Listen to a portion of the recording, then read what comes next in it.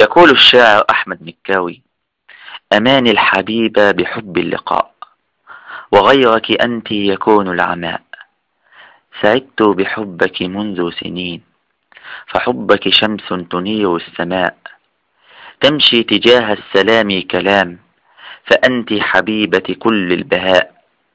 أماني فبالله منذ سنين، وددت الخروج عند البلاء.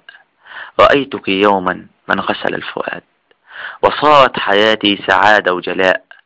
وكنت بشاعر فعذرا لأني وضعت بصدقا ما قد جاء.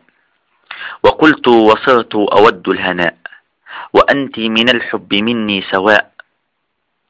أماني أتاني بكل اختصار، فاسمك أصل لكل الهناء. وآسف ثانية بكل اعتذار، لأن ذا الطبع عذرا وداء.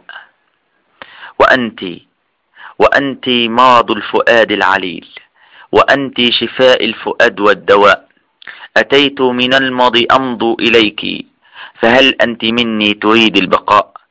إذا قلت لا إذا قلت لا فلا حب يبقى، وهل عند غيري حبي بهاء؟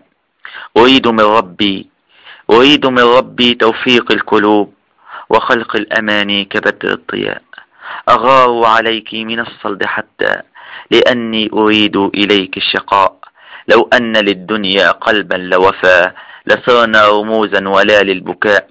نسيت عبير الورود لأني وجدت الورود منك وقاء. وآخر كلامي أحبك أماني، وأول كلامي بحبك جاء.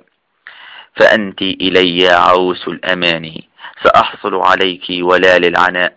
وسلام عليك ولا حب بعد، فأنت إلي بدر السماء.